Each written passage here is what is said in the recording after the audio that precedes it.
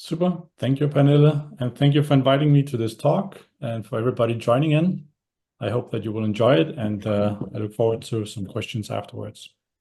So briefly, to talk about my own academic career, I just want to tell where I started it all out at. So I was a PhD with Morten Meldal at the Husø Institute at Copenhagen University. And thereafter, I did a brief postdoc with Knud Jensen, and have returned from the USA for another postdoc with Knud Jensen. And in the USA, then I worked with Tom Muir at Princeton University, applying some of the chemistry that he's specialized in. So I define myself as a protein chemist and a chemical biologist. And so I will go through very briefly what proteins are, just to make sure everybody is on the same page. Proteins are basically made out of 20 common building blocks, which are stitched together in a long chain, a long polymer, giving some very unique structural features as these polymers fold into unique protein folds. And so in nature, we see a huge diversity of functions ranging from structural to enzymatic and to ligand binders. Now, a lot of proteins that occur naturally, they have this ability to pick up stimuli that are specific to them and then respond in return. And they do so basically by having sensory apparatuses that can convey this message to functional outputs. The idea is basically that you have a conformational landscape, as shown in this diagram here, where you have an inactive state when the ligand or the stimuli isn't present, which is more stable than the active state of the protein. But once the stimuli is present, this landscape changes to activate the protein. And so different stimuli has been used basically by evolution to make this stimuli responsiveness happen for proteins, including ligand binding, post-translational modifications, and changes to environments in terms of salinity, pH, temperature, and so on. And this gives basically biological systems a wide range of abilities to respond to a certain environment and to adapt to it, using protein function in different ways. Now, while nature and evolution have had many millions of years to evolve and make these proteins responsive to different stimuli and produce different functions as an output, artificial systems and creating artificial systems are much more complicated. Basically because it requires a deep understanding of the structure-function relationships between the polymer chain and the functional output in the end. Now, this talk will be about basically this kind of responsiveness, but before I go into depth with it, I will take a step back and talk briefly about why I became interested in it. And it all started actually with working with Morten and at the CCB with Sanne Skofland, who was my co-supervisor.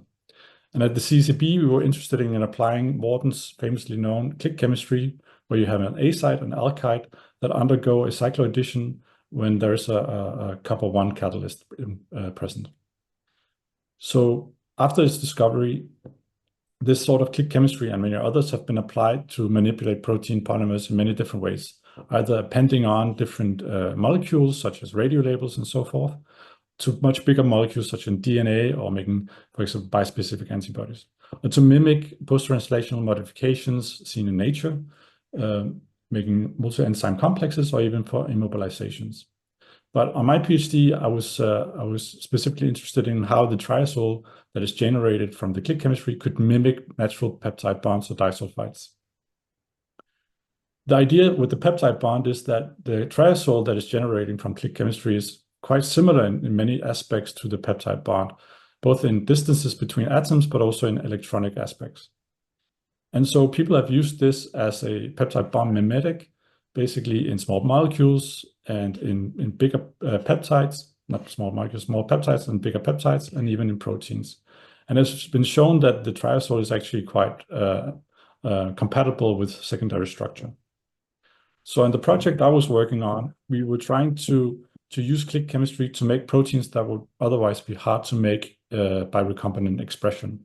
So here the idea is that you have a bacterial cell that would produce an enzyme, for example, of interest. But in some cases, especially with, for example, proteases, this can turn out to be toxic to the cell, basically because the protease will cleave up and break down other proteins that are inside the cell. So the idea was to use Morton's click chemistry to make basically two inactive segments of the protease, and then incorporate A site and alkyne functionalities, and then click them together afterwards. And so I used three years, among other things, on this project to make this work out really well. So what you see here is the two fragments overlaying each other because they have roughly the same size on an SDS page shell. But once you add copper 1, you see this very nice conversion to a very clean product with very little remaining starting material. And when we tested this protease for its activity, we saw that the click product was more or less similar to the wild type native protease. So this whole concept of basically inducing proteolytic activity using copper and click chemistry made me think about how we could use other kind of cues to basically turn on protein function. Now, as said, this is a very difficult aspect and very challenging to approach because we have this structure-function duality.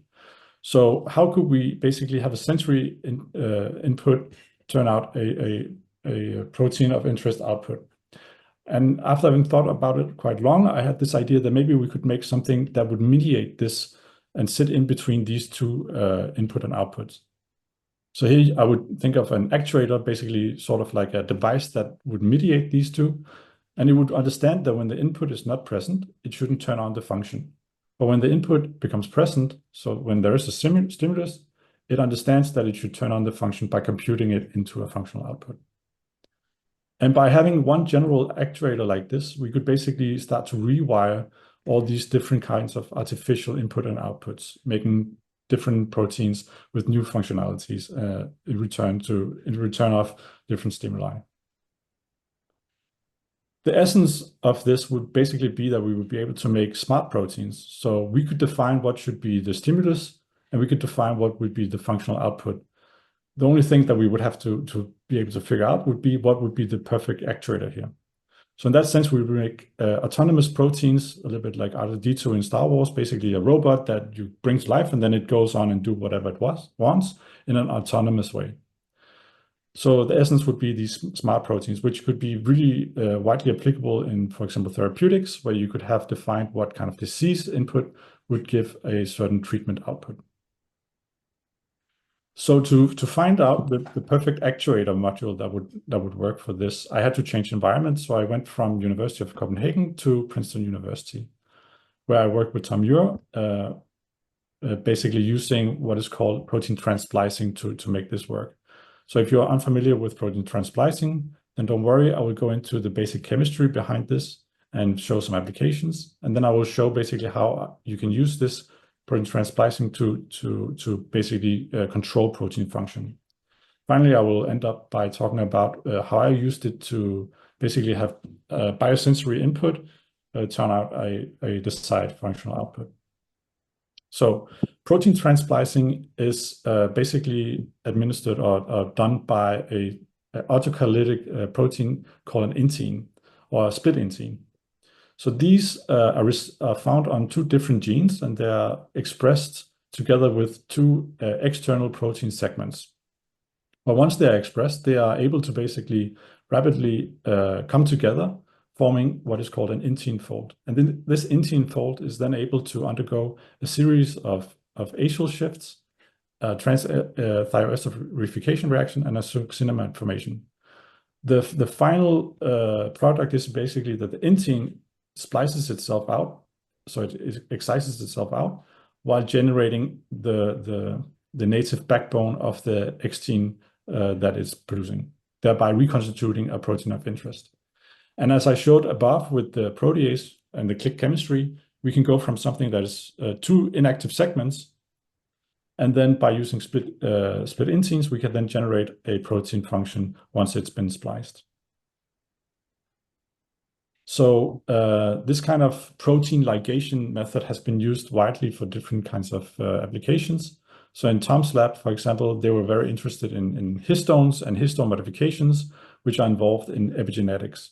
And they wanted to understand how different epigenetic marks basically which readers, what is basically the function of these genetic marks. And to do this, they would make these designer histones where you have a desired post-translational modifications, for example, trimethylation on a lysine residue here, and then a photo crosslinker such as a diazorin.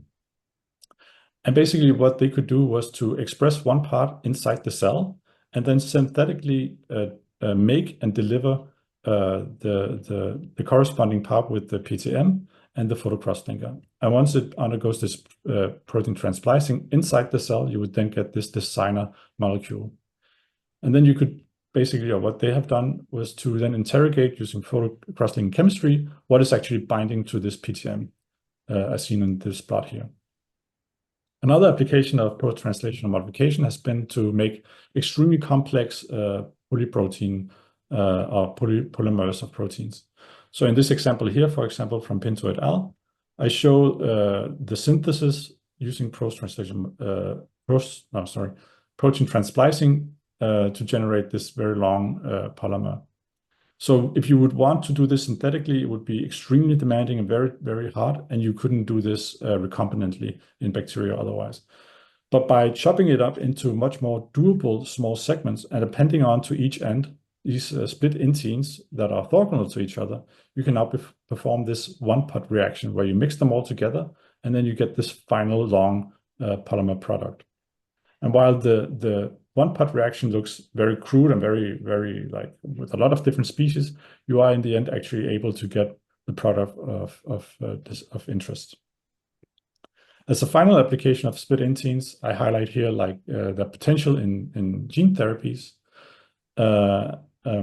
where you have these AAV vectors that deliver genes of interest that would enter a cell, deliver a piece of DNA, which gets translated into a therapeutic protein. The problem with this kind of gene delivery is that a lot of therapeutic proteins are extremely big, and the DNA coding for them would not fit into a single AAV vector.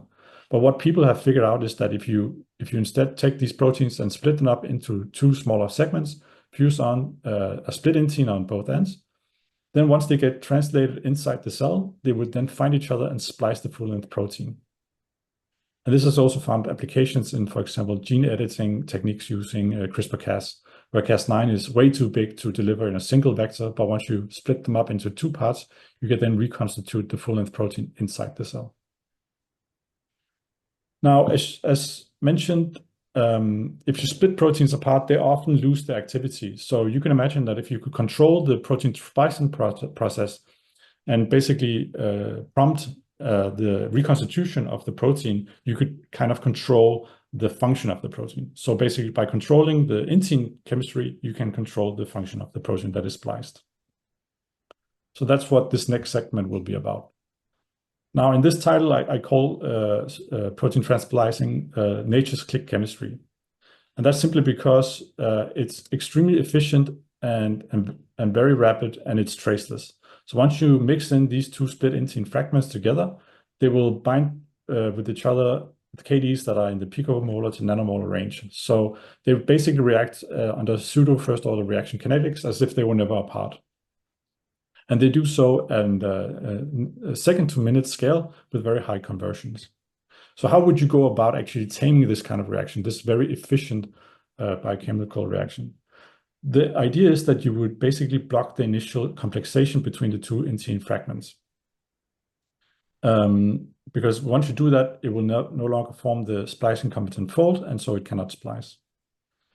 So to do this, you would need the deep structural knowledge about the split intein of interest. So here I show a crystal structure I solved together with a graduate student, Swenja E, at Princeton University. This is the second fastest known split intein presently. And here in blue, you see the N-terminal fragment, and in red, you see the C-terminal fragment. Now, when we look more closely at the interactions between these two fragments, they can be basically grouped into hydrogen bonds between the two backbones, hydrophobic packing between residues, and of course also protein electrostatic interactions. So not surprisingly, these are seen in all proteins. But by having the detailed crystal structure, we would know exactly where these interactions actually occur. And so using such structural details, another graduate student in Tom's lab named Joseph Gramsbacher, he devised a strategy where you could inhibit basically the complementation between these two fragments. The idea was to append to each fragment a truncated version of the corresponding fragment. So here, for example, you have this in gray corresponding to part of the C-terminal fragment, and here in gray you have part of the N-terminal fragment. So you kind of semi-satisfy the fold, but it's still in a semi-frustrated state because it's not the complete fold. And so doing so, we see that the split inteins, they go from being these extremely efficient proteins to becoming extremely sluggish and much more depending on concentration. So they are now second order in their reaction rate, reaction kinetics. Now requiring much higher concentrations and reacting over days instead of over hours and days instead of just seconds or minutes. So how would you then go about using this? In essence, we have now tamed the trans-splicing reaction. But if we can force the dimerization of these two domains together, we would then force up the local concentration, overcoming this barrier that would be the high affinity. So here we have a low affinity, sorry.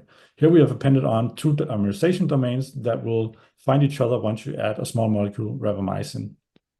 And so in this way, we can induce protein splicing by forcing these two molecules together, thereby controlling the output of the protein using this rapamycin input. And to give you one example, here I have a plot that I made where you have the two components together. After 24 hours, you see almost no spliced product. But if you add the rapamycin, you see very neatly this product formation. So when I went to Tom's lab, I was like, this is the perfect actuator system. This is exactly what I wanted. The thing that can mediate an input to output pathway. So here, in this case, for example, up here, you have the sensory would be the two dimerization domains that can sense the presence of rapamycin.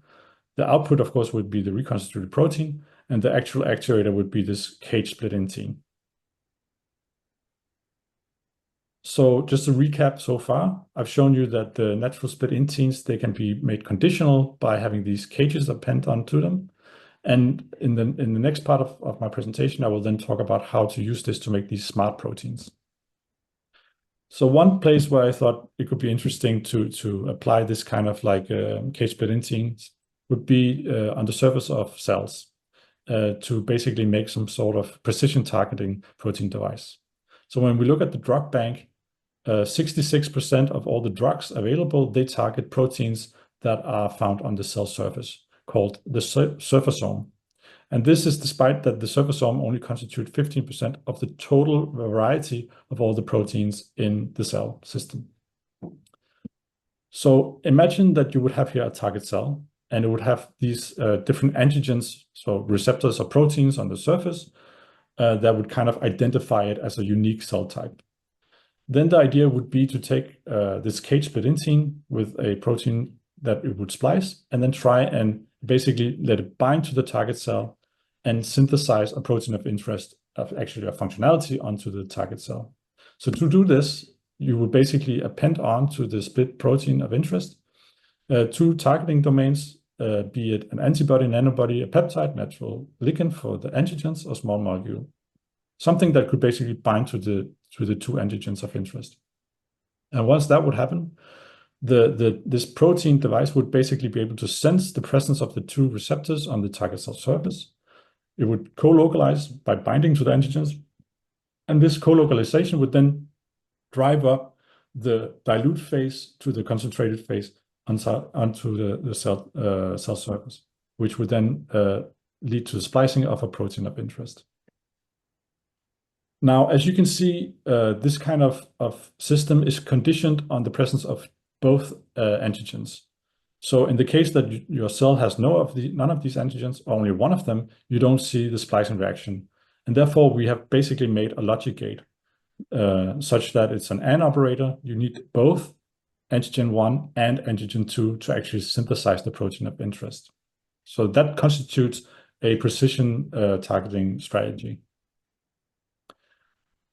As the first protein that I wanted to synthesize on the cell of interest, I was looking at a so-called protein superglue called spike catcher. So this protein has that ability to bind very efficiently to a small peptide called spike tag. And once it does so, it forms a isopeptide bond. So they basically become one molecule with a covalent bond between them.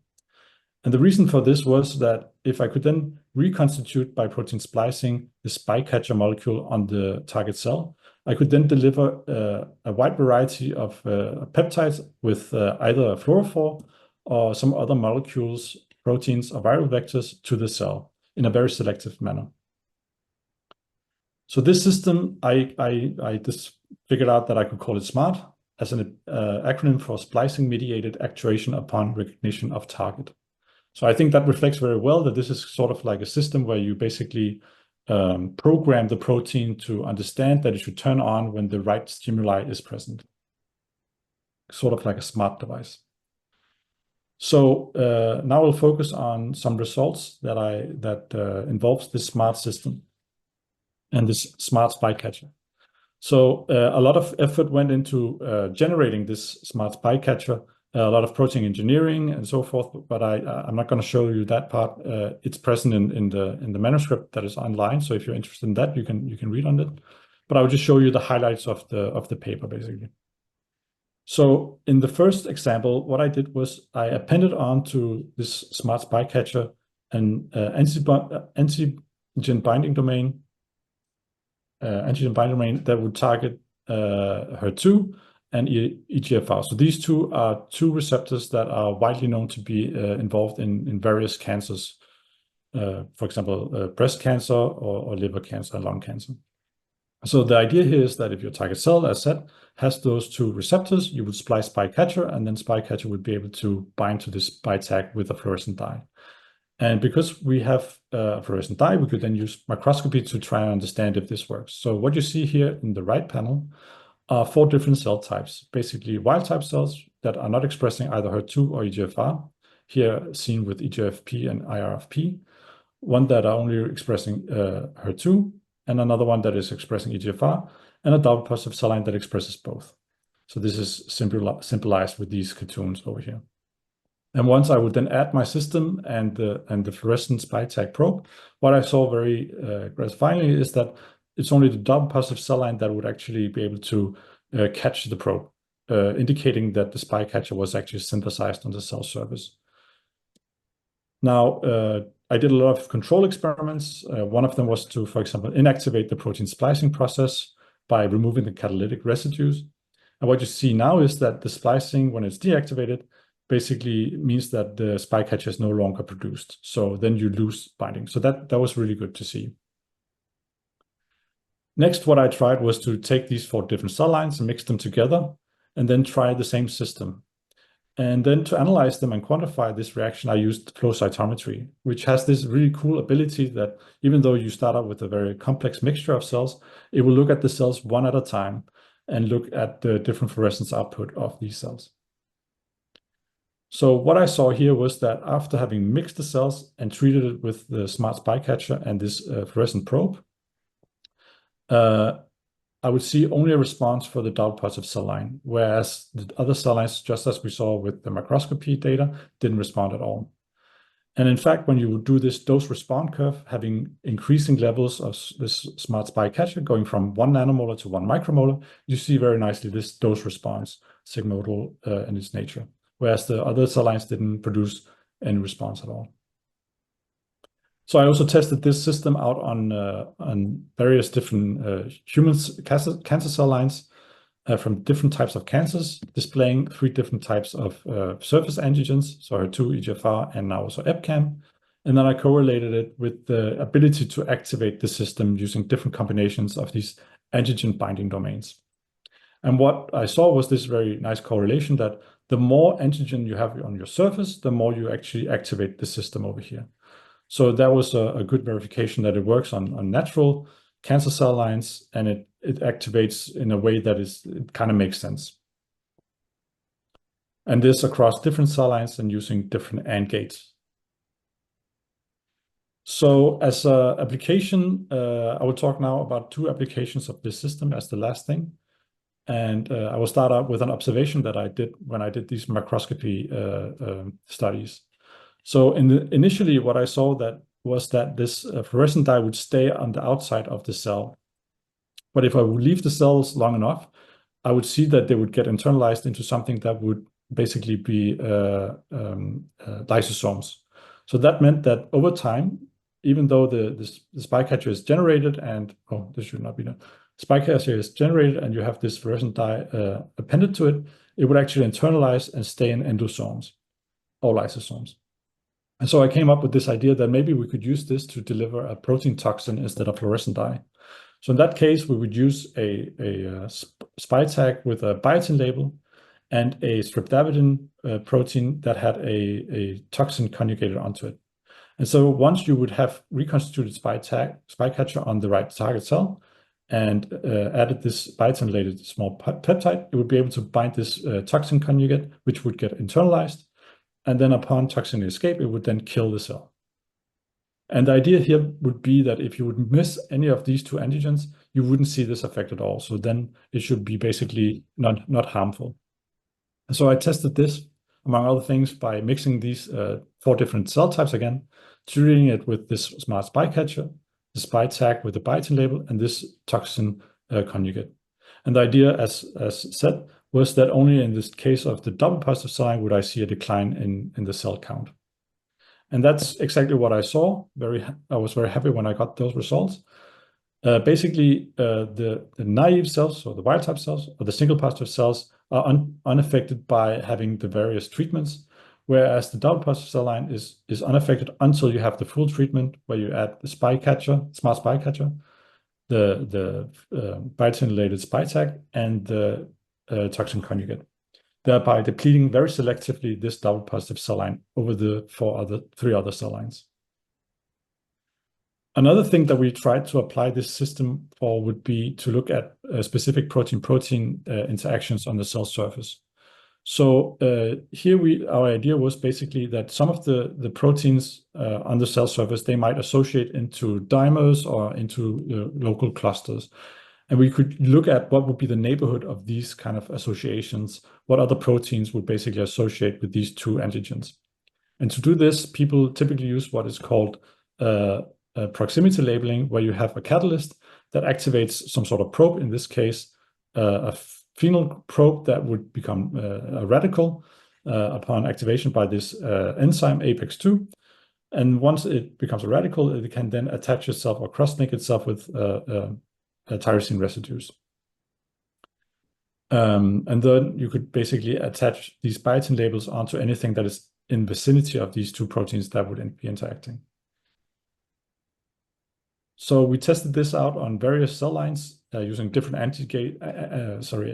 logic gates. And what you see right here, for example, is that when you have when you don't treat, when you have the cells on their own, they look like this. This is the biotin, these red dots, biotin signal. But once you actually add the full treatment and use the right logic gate, then you actually see here a very nice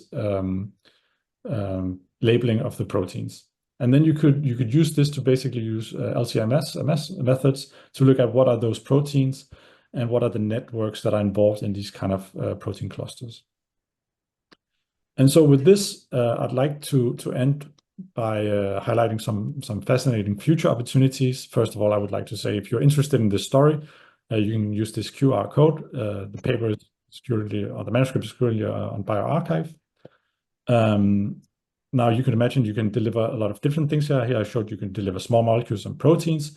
We have also some good indication that you can deliver viral vectors very cell selectively. And of course, the initial version was this smart spike catcher, but you could also use other kinds of protein outputs such as cytokines or enzymes, and we also have very promising results on those 2 fronts. Then you could use this, the last application that I showed was this protein-protein interaction and protein proximity labeling. You could think about, you could use this to also look at, for example, interaction between immune cells and for example, cancer cells. And so with this, I'd like to thank Tom Muir for letting me stay in his group at Princeton University. It was really a great experience. And I'd like to thank key collaborators, Svenja E., Nick Tay, Gurum Akalo, Phil Jeffrey, Christina De Costa for helping me out and for continuing working on the project. And finally, I'd like to thank the funding agencies. So I was funded by EMBO for 2 years when I was there, and later also funded by Ludwig Cancer Research.